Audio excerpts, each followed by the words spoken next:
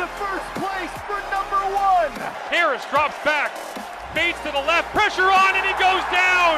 Jagarrett Davis gets home, and the all-black sideline explodes here in Hamilton. Toward the 5, it went through Marcus Dale's hands, and Kyron Moore, the presence of mind to catch it and step out of bounds at the 5 with 20 seconds to go. Pressure loads it up, goes down the field, taking a shot into the end zone. He caught it. Touchdown, Tiger Town. Brandon Banks. How did he do it? I saw Speedy B tweeting the other day he's into the Argos playbook. How about that? Yeah, he's been dabbling into the Dinwiddie files, I guess, already at this point in the offseason. Welcome to the breakdown, everyone. Marshall Ferguson at TSN_Marsh. That, of course, is the voice of your Winnipeg Blue Bombers, Derek Taylor on CJOB. And this, as I say, is the breakdown on Canadian football perspective. And as always, CFP is brought to you by Fox 40. Get them to help you out with your coaching boards. Choose from a range of clipboards, carry boards to help with your sideline needs. Everybody on the sideline needs a clipboard, right? As a backup quarterback is the best part. Holding the clipboard, holding the old Fox 40. You can visit fox40shop.com, shop coaching boards and more. Take 15% off of your entire order with the code CFP15. Get your entire sideline. Just a variety of coaching boards and clipboards to hold. It'll make everybody look smarter and more important than they are, and it'll help support the podcast. I'm going to get some to do my charting this coming season. I'm very excited about that. Yes. Just as I listened to that intro, I was going to say, do people know how much pointing we do as broadcasters when we're calling games? I don't know if you do the same, but listening to like that Kyron Moore one, it was down to my left where it happens, and I can't believe the ball went through Marcus Sale's hands, and I point here and I point down to my game board and I point at the score clock just as I'm saying it with 20 seconds to go. I do a lot of pointing. I'm surprised I haven't taken out Mullender's eyeball in 2 seasons in the booth. I think that's a you thing. You don't do that? No. So here's my thing that I've picked up on, because there's been moments where I've been calling games where I want to create a video, like let's say, I'm in Calgary and the Ticats were playing back when I was doing Ticats radio, and I would set up my phone, or sometimes I would even do like an Instagram story or something if I was trying to, do the socials thing. And I would press record and then step back, and I would watch it back after the game to like see what I actually look like when I was focused. The thing is, you don't want it to influence how you're calling the game, obviously. So you just like record, don't think about it, go do your job. And I watch it back. Yeah. I am always in a power stance. That's my thing. And like, really? So I hold my 12 by 18 board that I use for my prep, and I am like continuously rocking back and forth. And I always have my feet like twice as wide as my hips. Like I'm just like squatted down, which in some booths, when you're next to Dwayne Ford, you can't take up too much width because his shoulders are as wide as my entire body times 3. But the idea of watching myself back and realizing, I'm just like vibing in the booth with my hands locked to my board and constantly doing this up and down, up and down. I'm like, I guess that's my happy place, because naturally that's where I go. That's so fun. Yeah, no, I am totally the opposite. I'm just kind of stage turn to my partner and bringing them into conversation, and we kind of tap each other and we point at stuff, and I'm trying to figure out a signal for the flag when we know there's a flag on the field during the play and we haven't both seen it. I got a lot of motion, relaxed motion, except when plays like those ones happen.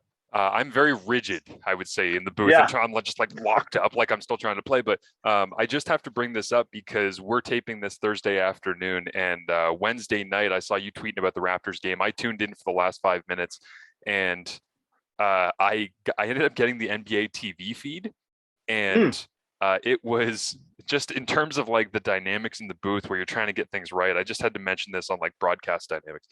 Brendan Haywood was doing the color commentary, and at the end of the game, for anybody that was watching, where Precious Achiuwa pokes the ball out from Embiid, goes back towards midcourt, there's 2 or 3 seconds left, and Doc Rivers comes running down the sideline and calls the timeout. By the way, if you're referencing section 4 as the reason the Raptors lost the game, that's not a championship mentality, so don't do that. But the idea of he calls the timeout, runs all the way down the sideline, they go through like a 30-second timeout, play-by-play guy is like, well, there'll be 0.9 on the shot clock and 2.9 left on the game clock, and the ball will be at half court, and da-da. And then Brendan Haywood comes in, and for 30 seconds, it was so cringeworthy. I guarantee you've been in a situation like this. Okay. Brendan Haywood starts going, "Do you think Gary Trent Jr.'s got another bucket in him?" One problem, Gary Trent Jr. Plays for the Raptors, and Philadelphia had possession because they had just gone back to midcourt, and Doc Rivers had called timeout. And as a play-by-play guy, I've worked with people in the past, not going to mention who, very randomly on one-off games or occasions or all-star events, or whatever, where it's like, "Whoa, we don't have chemistry, and it's obvious you haven't really done your work to actually try to present this properly." Brendan Haywood goes on this like 30-second thing about Gary Trent. He's been so good. He's been knocking down the tough ones all day. Could he make another? And the play-by-play guy didn't jump in to save him. He just let him talk.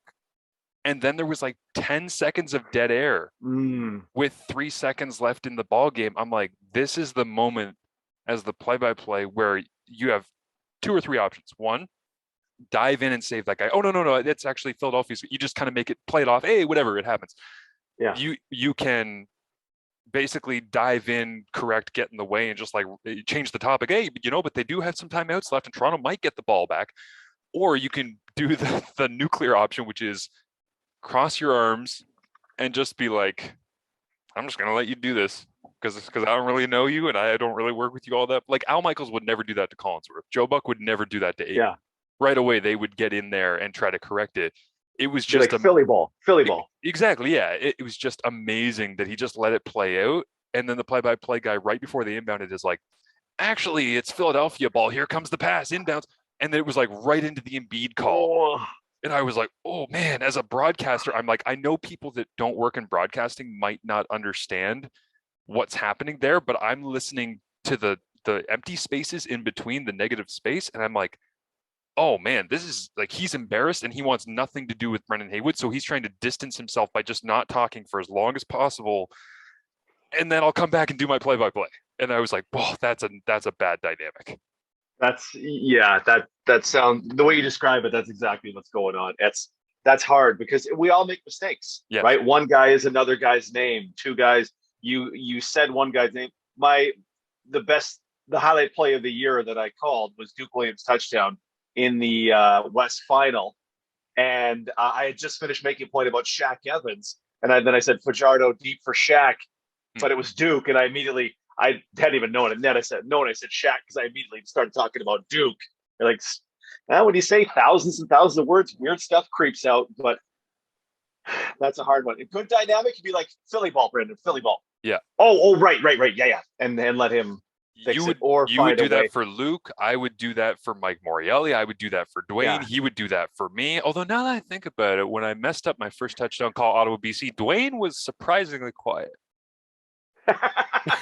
Yeah. Well, yeah. The other thing is that Trent has been fantastic. He may get a shot if Philly converts on this one. You can, if you don't jump in, reading those pauses is difficult with a new partner. There's so much in broadcasting that makes the best ones the best ones. Sounds like that was not the best one. Yeah, I agree. I hate to bring up a negative on that, but it's just the art of broadcasting. Sometimes when I'm watching a game, I'm like, man, this is a weird tandem that's going on. But I also had a conversation with somebody the other day who was like, do you realize that like the thing you do, like you do the same job as Al Michaels and Joe Buck?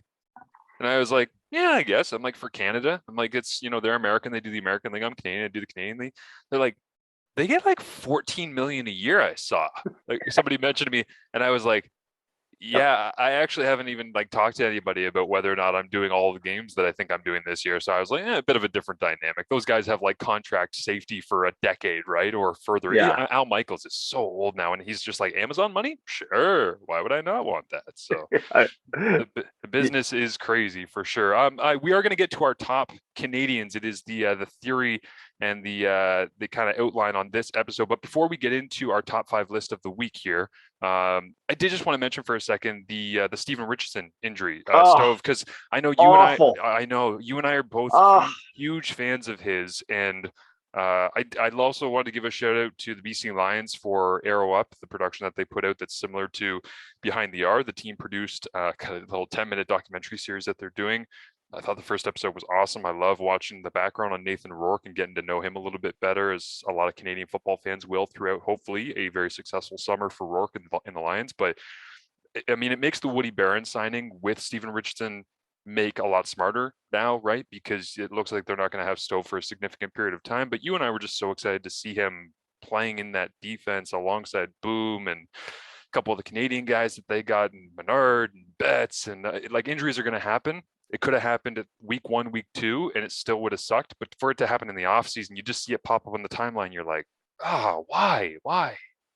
Yeah, and what were the quotes from Campbell? Serious injury, and hopefully, down the stretch run, he can be back. It makes you think of like the big two in the leg, right? Like the big two non-contact ones in the leg, and you go, God, it's bad, but it's hopeful.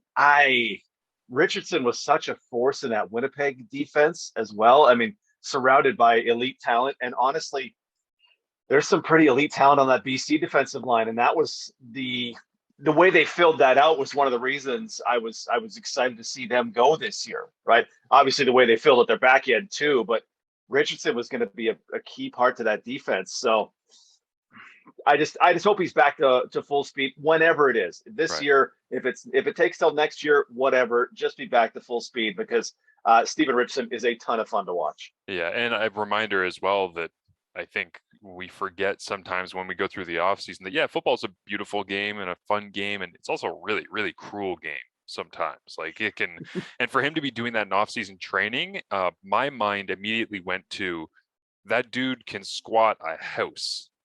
And I just hope that it wasn't something where he's like, squatting a house and his leg just gives out or something like that. We don't have the details. We don't really need the details, but it was just in terms of the lower body structure. Like, if you were to say to me, I don't know, I'm trying to think of somebody real tall and skinny, like maybe a Justin McInnes, right? Receiver out in Saskatchewan. If you were to say like, hey, he had a non-contact knee injury, I'd be like, wow, yeah, like he's a slight dude. And like, if somebody hit him in the side of the leg, it's like, there's not a lot there. The number of people who would dive at the legs of Stephen Richardson for the last 2 years in the CFL, and he would just like shrug because his tree trunk legs he's just a fire hydrant. He's short and thick, and it wouldn't make any difference. I was like, I don't even know how somebody that has that type of, because if it was a pec, he'd be like, hey, we'll be back in 2 months. If it was a broken wrist or something, it's like, hey, we'll cast it up, I'll be back. But like you're saying, a significant injury, significant period of time, you're like, it's got to be a major one in the lower body. How does somebody that plays and looks like that get injured in their lower body in the off season?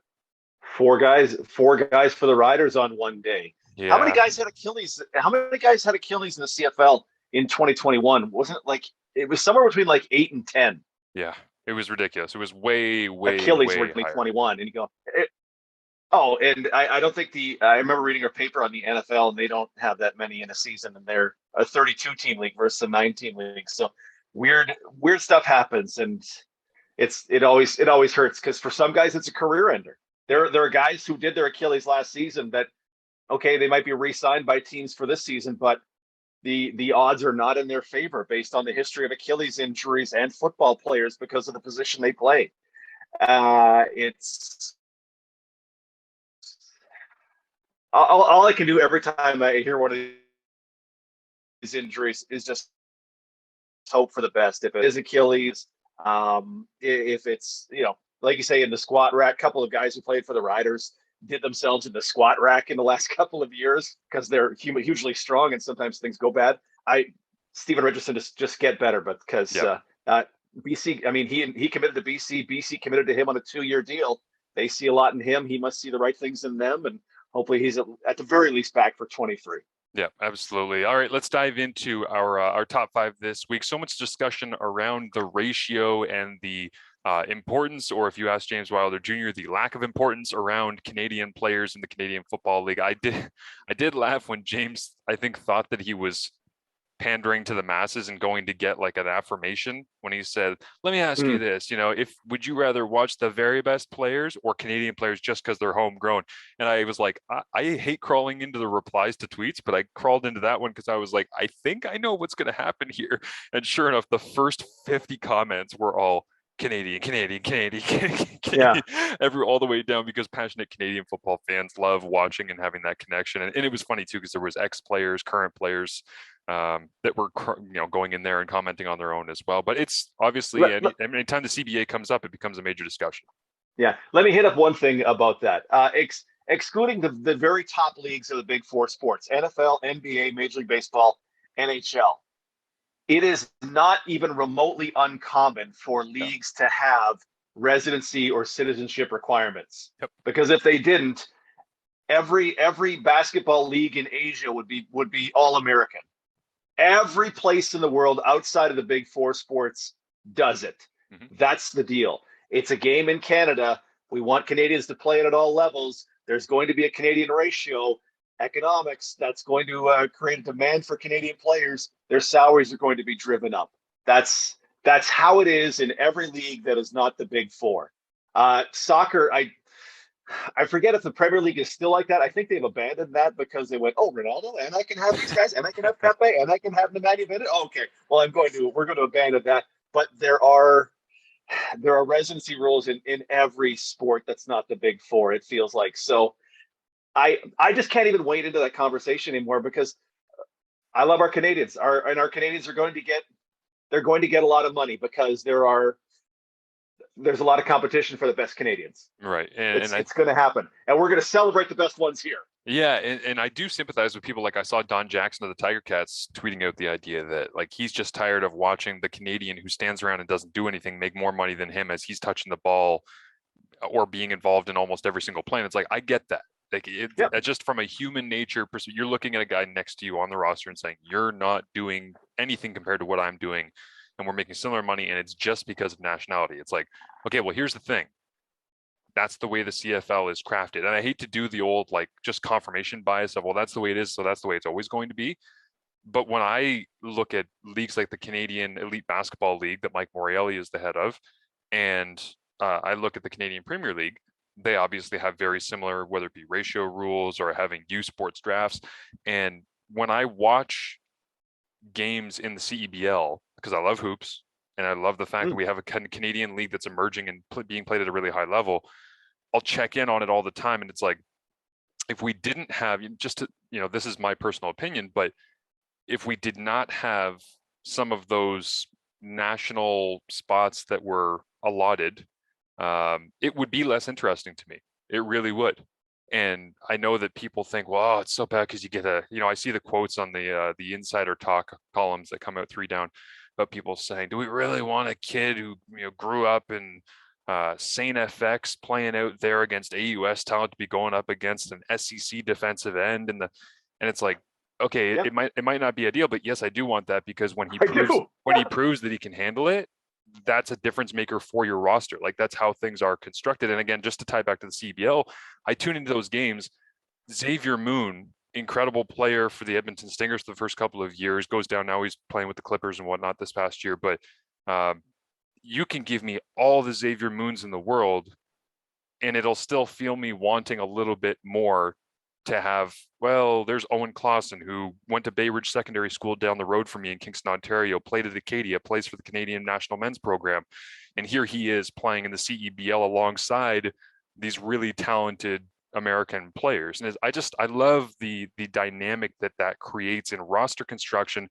It forces people that build rosters to have to do it differently, creatively, and be effective at not just one thing. It's not just, well, go get your veterans or go get your Americans, or you have to do everything well in order to build a cohesive roster. And I love that. I love that about CFL. Well, and part of the reason we mentioned James Wilder and Don Jackson, running back is incredibly replaceable. Yeah. Running back is the most replaceable position in the Canadian Football League, in probably all of professional football. You put a different running back in there, nobody notices. Don Jackson plays on a team that regularly goes through 4 running backs, because what's the ratio today? Okay, it's STE, it's Malik Irons and Jackson Bennett. You guys are on today. Don, we can put an American, you're on today. And the results end up being kind of the same. Running back is incredibly replaceable. So be happy they like you and that you have a job. Be happy that they see in you good enough stuff that they don't replace you immediately, because I honestly like both those guys. I've talked to both those guys. you're not getting the Canadians out of the Canadian Football League. The Canadian Football League is for Canadian football, and it's for Canadian football at all levels. Because I'll go back to the West Final again. Riders miss a field goal. Janarian Grant takes it out of the end zone, and he's about to bust it for a touchdown, and that would have ended the game. I think this was third quarter. That would have been game over in my mind because the Bombers were destined to win. Albert Awachi comes from nowhere and makes an unbelievable tackle. Albert Awachi is a very, very spot offensive player for the Riders. He'll come in blocking formations, and he doesn't play a ton of offense. He made one of the greatest plays of the season. And a Canadian kid can look at that and go, you know what? I could be Albert Awachi. I did that when I was a kid, and I was no Albert Awachi when I was a kid. But I thought, you know what? When I got to, and even the connection goes a little deeper. When I started covering the CFL, I looked at I forget who the Riders were like. Milt Stegall, Bobby Gordon, and Jamie Stoddard was the Canadian receiver. And forgive me, there was another one. Was it Jeff Driver? Is that a name that I haven't hit the name in a while? But I'm like, I looked at that and went, man, if I tried harder, I could have been a guy who could have been the backup to Jamie Stoddard. And it's stupid, but that's our connection to the game, right? It's our lack of connection to reality as grown men. But you go, I could have if I went, and it makes me love that guy more. And I will never forget Jamie Stoddard's name. I can't name you a highlight that Jamie did because it's been a while, but I will never forget Jamie Stoddard's name. And I think his number's retired at UBC, or he was a big deal at UBC. He's got a section of seats that are retired. Whatever it is, it's a deeper connection to the game that I don't think we would get with a random player who, if you took 10 basic skills and put them in a line and tallied it up and go, well, his 95 is bigger than your 91, so we're going to play him. Now, this game's about Canadians, and we love Canada, and it ain't changing. It ain't changing. Man, it would be set on fire if they did. Woo! I have a super random one for you, but I know where he went to school. I just want to make absolutely sure that he actually is. Okay, yeah, he is a Canadian. This was a stupid one that's just a random throwback name for me when I was a kid, just because I was thinking about some of the names you were dropping there. When I went to my first CFL games as a kid growing up in Kingston, Ontario, I would go down to the Sky Dome and see the Argos. And it was a big deal to go down. I remember watching Cam Wake and Brent Johnson smashing helmets into each other before the game to like wake each other up when the BC Lions came into play on a Saturday afternoon with the dome half open. I went down there with me and 4 of my boys, and it was like we're grade 10, grade 11, had an amazing time. Andre Talbot. Yeah. To me, Andre Talbot was super relatable. And a lot of that at a young age is just looking at somebody and saying, you don't look that different from me. And you're a professional football player. And I think a good example of that to a lot of kids, honestly, in the Hamilton community is Mike Daly, who does the Daily News here with us on CFP, is like, Mike Daly grew up in Kitchener-Waterloo, went to McMaster, played for the Hamilton Tiger Cats for essentially a decade. And like went to Grey Cups, had an amazing experience. It helped him have a family. He's got 2 beautiful kids and a wonderful wife, Sam. And it's like, yeah, he's a friend of mine, so I know his story better than others, but there's a lot of those stories out there. And to your point of Albert Awachi, it makes me think of like Daly intercepting Johnny Manziel. It's like, it's like when he picks him off on Johnny's first start, it's like, that's cool as hell. That's a kid from Kitchener that's intercepting a Heisman Trophy winner in a CFL game on national television. And then this week on the Daily News, we recorded it last night, we have Vernon Adams Jr. on, and VA tells us what it's like to have Mike Daly playing across from him. That dude went to Oregon. Like he's incredibly talented. He probably should be in the NFL if things had gone a little bit differently here or there, based especially on the way that like Lamar Jackson's tearing it up now. VA, if he was coming out now, would probably be more attractive. But he's talking to us about, you know, trying to deal with Daly, and Daly's talking to me about reading VA's eyes and trying to move him and manipulate him. And yeah, that again, I keep driving home the point. To me, that's one of the truly special things about this game, is that we have people that we can look at, relate to, aspire to be like them, and watch them perform at a high level against these big name Americans that end up coming up from these big schools that you're watching on Saturday down south. So anyways, that is our rant, if you want to call it that, a very gentle, thought out rant from DT and myself here on the breakdown. But let's get into our top 5 Canadians each. We've already blustered along here for half an hour, so maybe we'll just keep these to a minute or two max each, unlike our usual winding road that we take. But I will give you the floor here, DT, on who you are looking at with your first Canadian. These are just the elite Canadians. These aren't necessarily the ratio breakers. These aren't necessarily just all-stars. These are guys that we just really love that are Canadians that are in the game today. Can we agree we can retire the phrase ratio breaker? Yeah. Like we need to let's one podcast, we're going to come up with a definition of what's an actual ratio breaker, because garden variety Canadian who starts at a tackle or end or linebacker spot or field goal is not necessarily a ratio breaker. Let's just curve that one. Ratio breaker has to be somebody, I would say, like a Jordan Williams, where like he comes in Boateng, giving you, I don't want to say American level production because Canadians can be extremely productive as well, but the idea of doing it in a position that is typically a lot, like let's say if there were a Canadian that were to play Sam linebacker and be one of the best in the Canadian Football League, that's the definition of a ratio breaker, because it's like that spot is not Canadian. So if somebody plays it and plays it well, that's a massive difference for your team. Davis Sanchez, when he played boundary corner. Yeah, exactly. Ratio broken in that case. Absolutely. I had a real tough time with this. So first up, I'm going to, and I picked 5 I wanted to focus on. I don't know if they're the best 5, and they're not going to be in any order, but my apologies to Curly Gittins Jr., who I think was fantastic last season. Tunde Adeleke, who love. Mike Adam, who will be back from his wrist injury and is going to crush it for the Riders. And Rene Paradis, who just missed out, as I chose a kicker, but I'll explain later. First up, I'm going to Nick Dempsky of the Winnipeg Blue Bombers. He's that number 3 receiver. Nick does everything, right? You see it watching him. Oh, you need runs from the running back position? Here's Nick Dempsky. You need runs from the slot back position? Okay, here's Nick Dempsky. Oh, you've got, what do they play? He probably played 17 games last year, 16 games last year. Here's 5 targets a game, 6 targets a game for Nick Dempsky. 732 yards, 5 touchdowns, 18 more carries. He's under 10 yards average depth of target, which means a lot of opportunities for yards after the catch.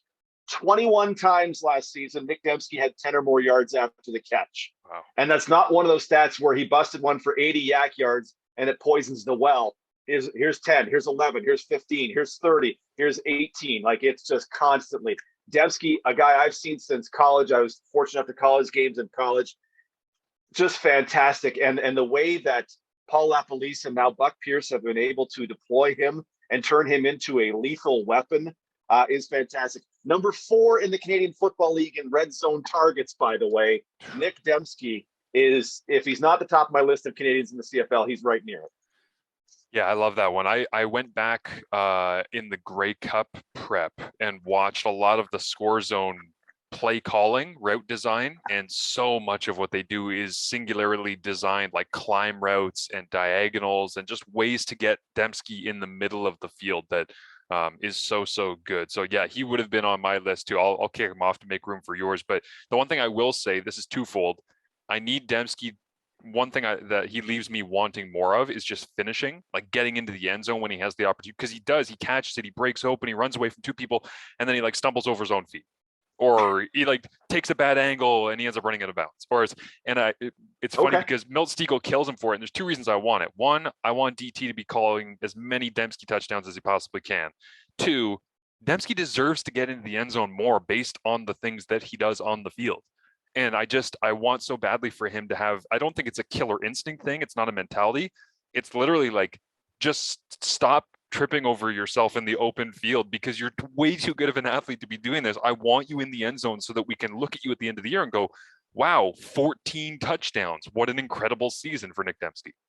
Yeah. His touchdown drop that turned into an interception in the West Final is an unfortunate example. A little bit of one of those tough balls that's like straight over the top, but pops up, and here comes Gady in to swoop it, keep that game in the ballpark. But man, like to see a coach. Speaking of how we use Canadians in the league, to see a coach look at Dempsky and go, I can do a ton of things with this guy.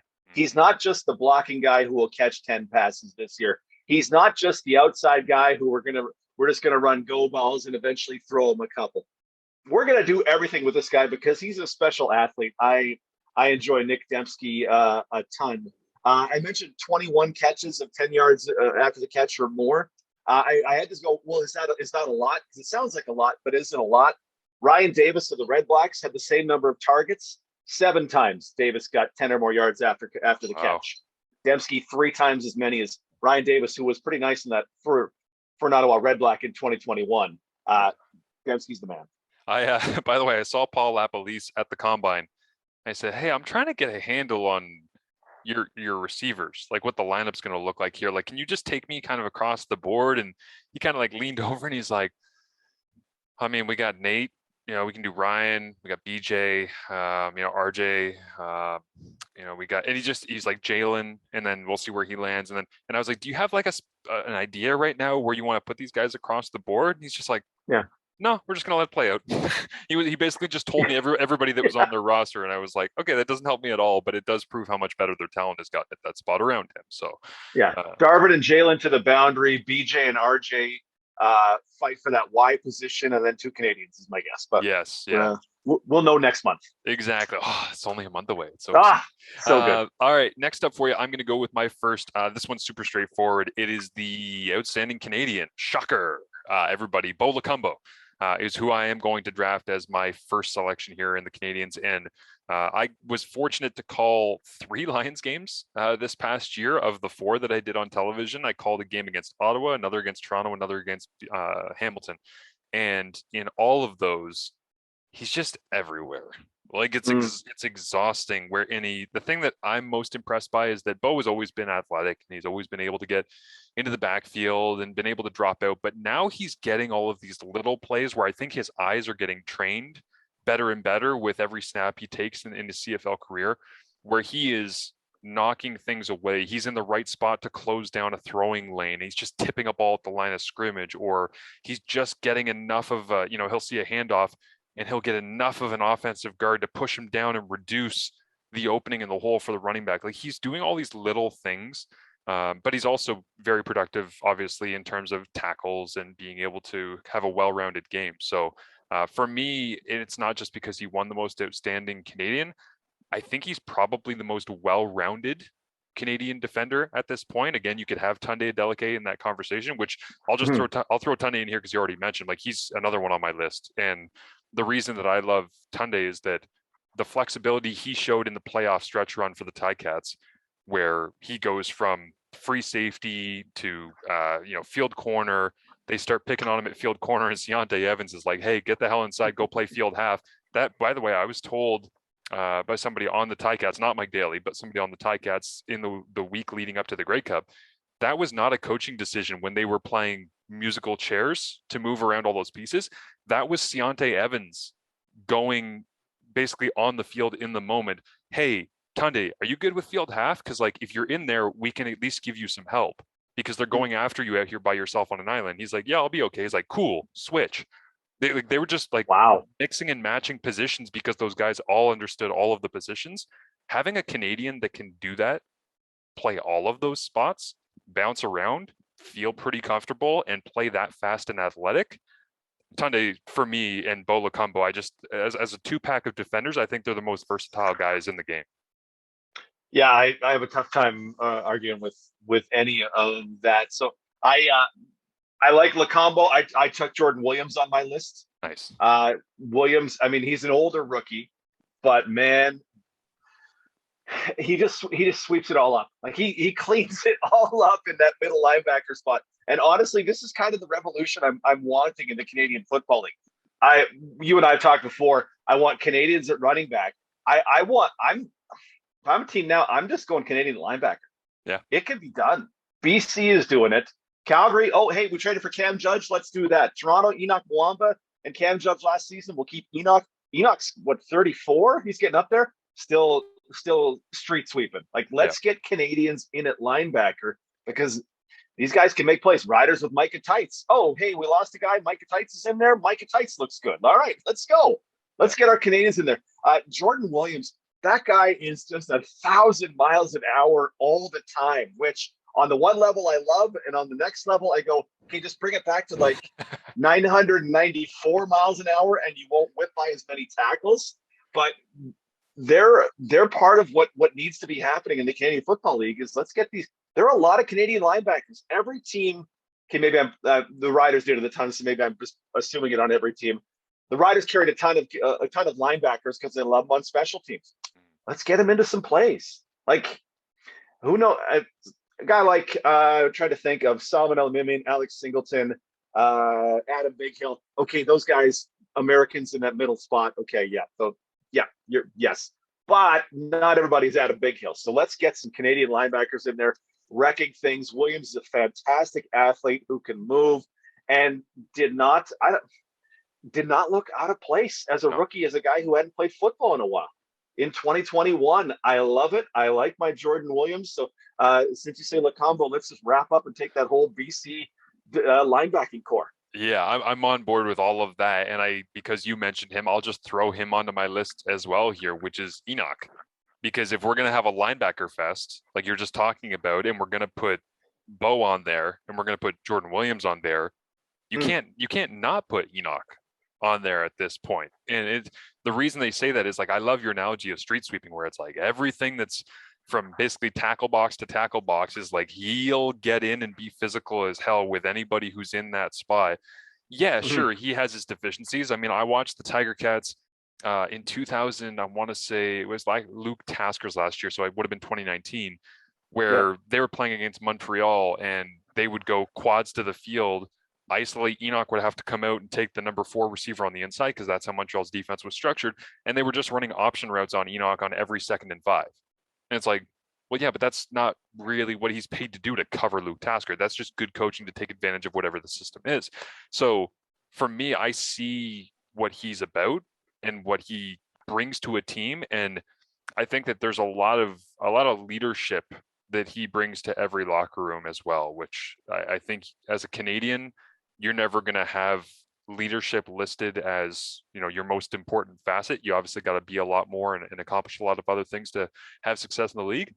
But man, I think he's changed a little bit of that Toronto defensive philosophy, and they're going to have a lot of moving pieces in Toronto with the way the free agency has gone and all the rest. But Dinwiddie's going to lean on Enoch to be that guy, I think, for them defensively, where it's like, hey, we're not going to have everybody back on the D line that we had. Our back end might change a little bit. We might look a little different offensively, but you're going to be the thing in the middle. It's always that. It's the weird thing we do in football. It's one of the many reasons I love this game, is that the center, especially in Hamilton, where I've been around for a decade plus now, whether it was Marwan Hage or going into Mike Filer, or it was always like that holds a special place in that roster. And for me, middle linebacker, like when I went out in 2013 as part of the internship program with the Calgary Stampeders, it was Juwan Simpson. It was like he was the mouth, he was the productive tackler, he was that dude where it was like, if you walked into a room and Juwan Simpson was in there, you knew about it right away. Like, he just brought this energy, and for me, that's a special, unique role for a Canadian to be able to take on. And Enoch has done that at a really high level for a long time. So I would feel bad leaving him off, because I think he deserves to be in a list of the 10 best Canadians that exist in the league right now. Yeah. I got one more linebacker. One more linebacker on my list. We've mentioned Bo, we've mentioned Enoch, we've mentioned Jordan Williams. I would wager, there's not a bet on this out there, but I would wager that Cam Judge has a tremendous season this year. Judge leaves the Riders after most outstanding, the West representative for most outstanding Canadian, got hurt in Toronto last year. Traded to Calgary.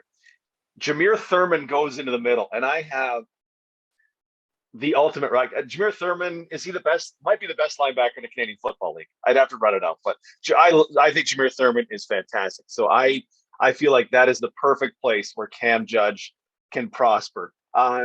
When he got nominated for most outstanding Canadian, what was it, 5 sacks?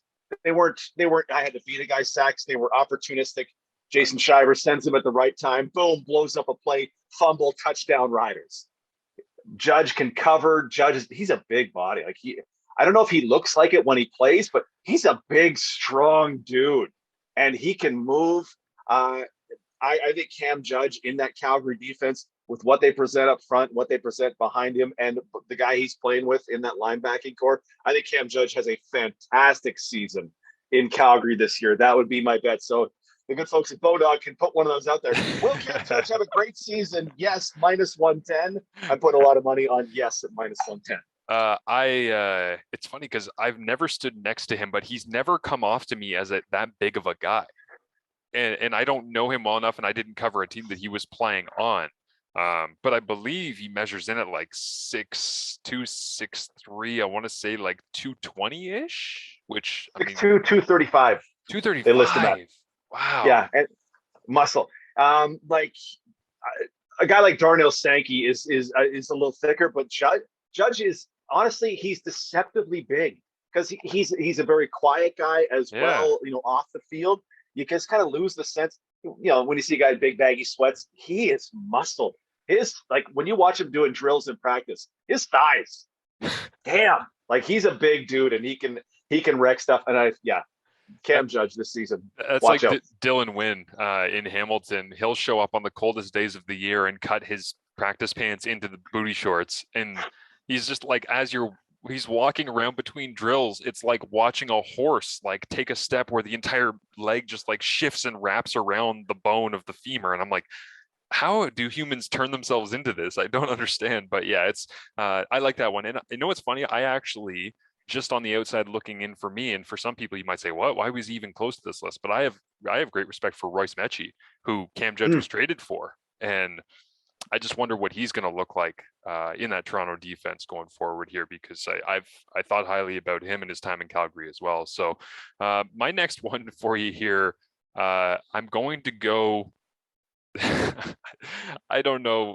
You can go kicker. It's fine. No. Well, I had two on my list, and one of them is Rene Paradis, and I want to give Rene love because he's a 5-time CFL All-Star and all the accolades, and a super accurate and all the rest. But I'm going to hold on from kickers on this list myself. I know you've got one in your final two.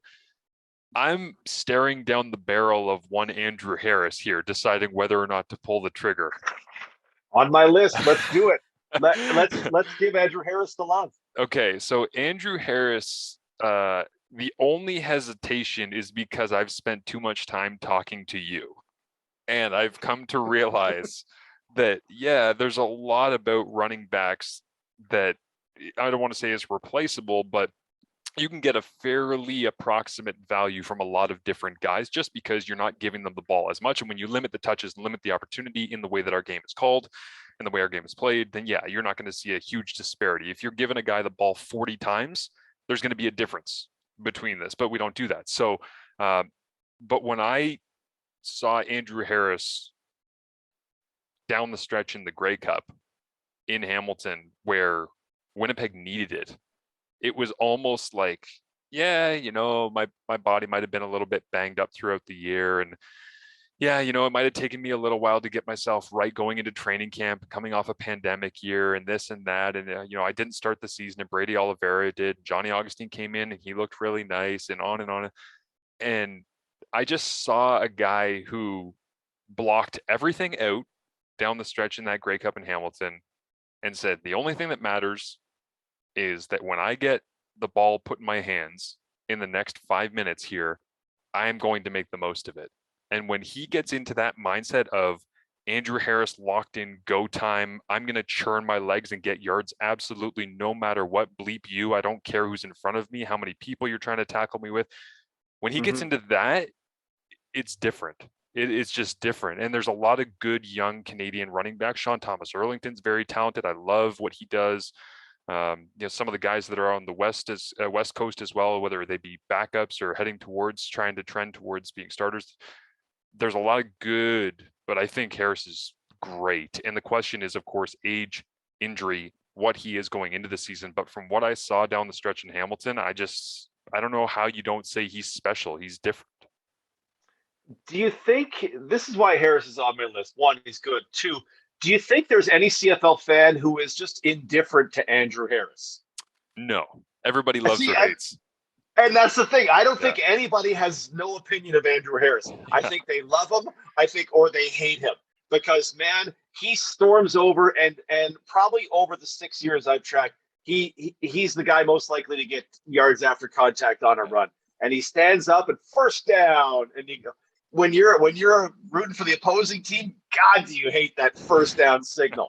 Or do you hate how he's all snarky and ripping on your guys after he tears off an 11-yard, huge hole 11-yard run, first down? God, you hate that. But I assume if you're an Andrew Harris guy, you love that. His yards after contact, his rate of making missed tackles fell off last year. We all kind of saw it. His yards per carry kind of show that. It was 2 years of 6 yards per carry, playoff included. Last year, it was down to 5.3. Harris is kind of the example of, as you get a better offensive line, those numbers will go up. Think of his 4.7 as last year in BC to these offensive lines that are killing people. And Winnipeg has to use 2 combinations of offensive line all year because they're healthy and they're fantastic at their jobs. 6 yards here, 6 yards there, 6 yards there. He is still.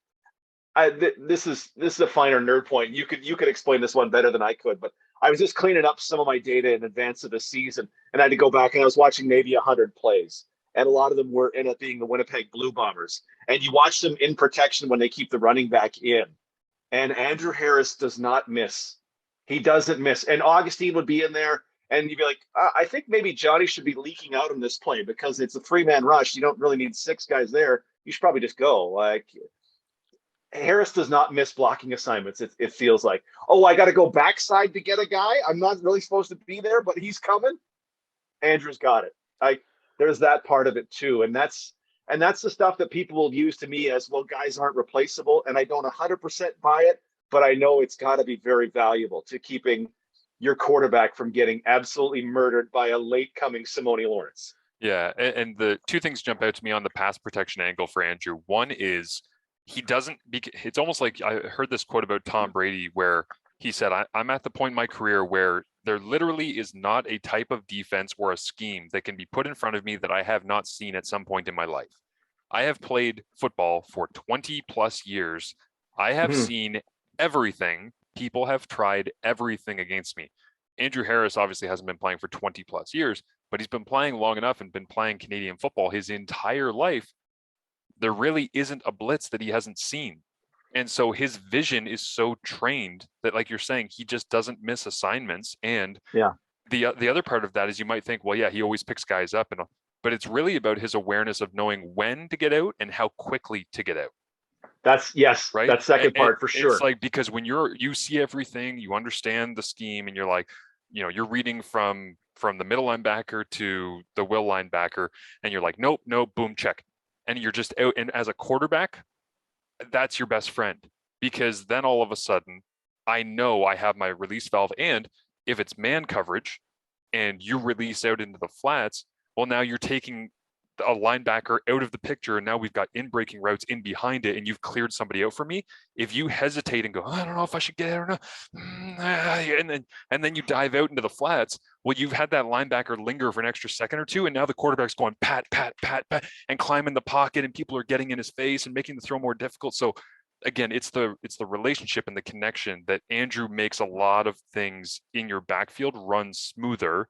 And what that's going to look like in Toronto, I think we're all intrigued to see what it turns into. But he absolutely has to be on this list for all of those reasons. One thing about what's going to happen in Toronto is Toronto paid him a bunch of money, so I have to believe they're going to use him in the run game and in the pass game too. DJ Foster, who they have, is a pretty good receiving back. We saw last season. 36 catches for 373 yards. Who's going to lose targets? Is it Harris going to lose targets, which is a good deal of his effectiveness, or is Foster going to lose targets? That to me is going to be an interesting thing to see in this Toronto offense, because you're not in an 18-game season going to throw 100 balls to your running backs. Okay, I'll pick a number, but you're not going to be able to give both guys the number of targets that they perhaps deserve. Especially when Chad Kelly is throwing the rock 50 yards downfield every snap. I mean, that's exactly. You're not throwing 100 checkdowns at that point. I will say this as well. I'd like to do this perhaps next week, one of the next couple of weeks, here on the breakdown, is when you mentioned the Argos and DJ Foster, it made me think of players that I'm very excited about on their roster. One of them, until this week when he was released, was Daniel Braverman. Did they release Braverman? They no released, way. Yeah, and I saw that, and I want to do next week perhaps a top 5 list of guys that we thought would be special that never became anything in the CFL. Because is that the Jonathan Jennings Award? Is that I mean, picked Jonathan Jennings to be the MOP in 2016, so I think I may know who might lead my list. Unfortunately, I got a couple that I have on the top of my head, but yeah, Braverman being released this week was an interesting one for sure. So Andrew Harris is my 4th. What do you got? So yeah, I got Harris on my list at 4, so I'm going to move to number 5. And I love my kickers and punters. I love them all. The best punters in the league right now are an American and a global, so I couldn't give too much love to the Canadian punters in the league. But the best kickers remain Canadian, and you can if you watch a bunch of the league, you can name them. Paradis was fantastic last year. Lewis Ward for 3 straight years. He was down a little bit this past year, but his first 2 tremendous. You need a 57-yard field goal. Here's Saskatchewan's Brett Lauther. This is going to go great. And I took Lewis Ward on my top 5 Canadians list because he's a guy, in his first season, the league was going bonkers about Lewis Ward. Mm-hmm. Absolutely bonkers. He broke Paradis' record for consecutive ones and then missed in the playoffs, but we don't count that for reasons I don't understand. But anyway, Lewis Ward, but they didn't have him kick long field goals. And I thought, okay, well, this is great, but can he hit the Medlock ones or the Brett Lauther ones, the 50s and stuff like that? And I had a conversation with Bob Dice, the special teams coordinator. Bob's like, oh yeah, no, he can do that. I'm like, okay. And I'm just waiting to see it. 19 and 21, 52, 53, boom, boom. He's just drilling everything. He's just what he was doing from 35. He's now doing from the 50s. And you go, okay, that's the thing I wanted. And we're good. Since 2018, he came to the league. He's 34 points above expected on his field goal and convert attempts, which is only behind Justin Medlock, which, all right, that's pretty good. It's slightly better than Paradis. Paradis had a better year last year. My thought of Will Ward kick long field goals, average field goal attempt for Lewis Ward, just under 34 yards. Average attempt for Rene Paradis, exactly the same. Wow. Exactly the same. Third most attempts, 50 plus behind since he came in the league. And this is funny because Medlock didn't play last year. Medlock has the most 50 plus attempts. Brett Lauther's number 2. Lewis Ward is number 3 in 50 plus yard attempts. Yeah. Lewis Ward almost, getting on 90% for his career. Converts are a bit of a struggle sometimes, which is odd, but sometimes I guess that's the life of a kicker. Lewis Ward, I am fully on board with Lewis Ward, and I can't believe that rhymed. Ottawa Redblacks, I expect to see that in our nation number 4. I'm on board with Lewis Ward. I love that. Yeah, I'm glad that you took him. I thought you were going to sneak Sean White into the conversation here. Sean White is so good. Yeah, but when you started listing them all off and you mentioned Lewis Ward, I'm like, oh, he's definitely going to go Sean White here, just as like a sneaky, hey, you might think it's Lewis, you might think it's Rene, you might think it's, but Sean White actually had the best 2021. But no, to your point, like the 34 points above since being in the league is ridiculous. Yeah. It's pretty amazing. It's Ottawa was bad. Ottawa was just so bad last year. There just were not a lot of opportunities for Lewis to do much of anything, so he wasn't able to climb. But man, what do you want from your field goal kicker? Kick field goals. Do I care how you look when you do it? No, just kick field goals. Can you honestly? And there's probably a limit, right? And it's honestly, if they don't believe, I think his longest is 53. Forgive me, he made a 56-yarder. But it seems like 52 and 53 is where his 50-yard attempts come. So it's not pushing it like Medlock would have or like Brett Lauther does. Oh, we need a 56-yarder twice in 2019. Okay, let's have Brett out there and have at that, or 2018, excuse me. But 53 yards, like if you get to the 46 and you're in field goal range, that sounds pretty good to me. I like that. He does everything Ottawa, Bob Dice, and that team ask of him. Lewis Ward. And oh, by the way, when you're paired with the best punter in the league, your special teams are off to a really great start. Yeah, not bad at all. I wanted to find a way to get Curly Gittens Jr. in here because I think he's one of the great future receivers in the next couple of years in the CFL as a Canadian. But we cannot do a top 10 Canadians list between the two of us and not have a single offensive lineman. because we've gone receiver, True. linebacker, running back, kicker, linebacker, DB, linebacker, running back. I got to go O-line. And for me, the three that jump out are Sean McEwen, Yep. Chris Van Zyl, Okay. and the one I'm going with, just because I've always had a huge crush on him, is Brandon Revenberg. And You love you some Revenberg. I love Revenberg. And you know what it honestly is? He's from a different era. And what I mean by that is I know that people love, and rightfully so, the Chris Schultz and the Chris Walbys of the world, the big monsters, the tall, the tackles. Offensive linemen, to me, my dad was a Washington fan in the NFL when I was little. And I would hear all these stories of the Hogs, right? And like just these guys low to the ground and just moving people out of the way and doubling and getting to the second level and being dynamic. And I started watching football and appreciating. And I also, as a quarterback, I kind of hated sometimes having monster offensive linemen. I loved the short, thick, tough guys that didn't say a lot, but man, did they ever talk with their play. And Rev has always been that.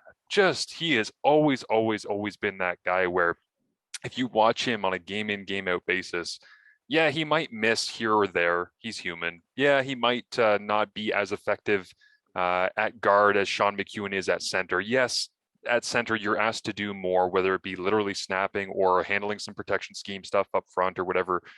But man, when Ref wants to move somebody and he's healthy and in good shape, he is a body mover. And I love watching him just carve out space for people, really in the run game. But in pass protection, he's no schlub either, which is pretty amazing because the dude does not have your typical long arms, big build, get your body on you first. It's just he finds a way to win in a lot of one-on-one situations in both the pass and run game that I just have a lot of respect for him. And the thing I love about him is anytime I see him and I try to give him some love or talk to him, he just kind of like grunts and doesn't care. Like he will not care in the slightest that he has made a top 10 Canadian list. Chris Van Zyl, I have immense amounts of respect for everything that he's done in his career. His career is not over. He's still very, very good for Hamilton, a necessary piece of their roster.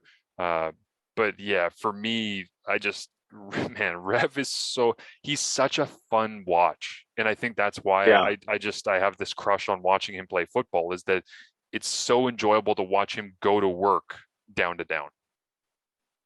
Yeah, and his he's left guard, left tackle was a spot in flux for Hamilton this past season, which is I always assume a little more pressure on if this guy you're next to is struggling.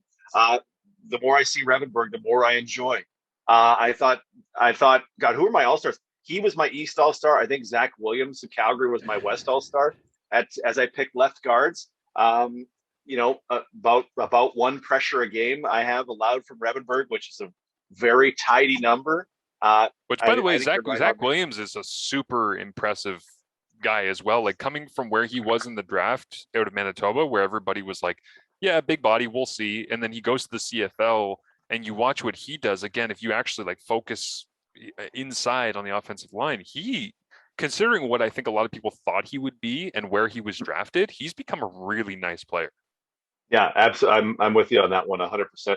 Yeah, Revenberg, I can't believe I went through 5 and didn't include any offensive linemen, but I was just so excited about the linebackers being Canadian. I had to do it. But no, Revenberg's a tremendous pick. And it's disappointing that he's not basking in all the love, because there's a guy who's just piling up all-stars. And if I try to think through the left guards in the West for this coming season, he would have the inside track to be the all-star again. Yeah. I mean, it's not a spot that you get it's not the spot that you get a ton of like, hey, here's where I'm going to put my best offensive lineman, left guard. Like a lot of the time you end up hiding somebody in there next to a monster left tackle where it'll take care of them or whatever. But Hamilton is I honestly think they probably thought he would become the center, but he's told them that he's more comfortable playing left guard and he's better at left guard, and so they've, I think, danced around that a little bit from what I've seen. But yeah, he's going to carry the torch for Canadian offensive linemen through this discussion for us, and I apologize to the other 500 offensive linemen that could have qualified to be on this top 10 list, but I have selected Rev in this spot. So yeah, I think that's a good pick. I'm just going David Beard, nice in Edmonton. McEwen's a stud. Yeah. McEwen's just McEwen probably should have been the pick, but I went. What? Yeah, we're just celebrating Canadians because we love them, and you need 7+3 on your roster, and it's always going to be that way, despite what every time the CBA is up, some people want to get rid of Canadians, but over my cold dead body. You can get yourself all set for the season, of course. Go check out Fox40, fox40shop.com. Use that promo code CFP15 at checkout. Get 15% off of your order. That is us for the breakdown here this week on CFP. Follow DT at DT on SC. I promise it won't be long. He'll grace you on radio, and you can get good stuff like this from DT all over the place at CJOB, and looking forward to hearing and seeing where all of that stuff comes out. DT, thanks as always, my man. Thanks, brother.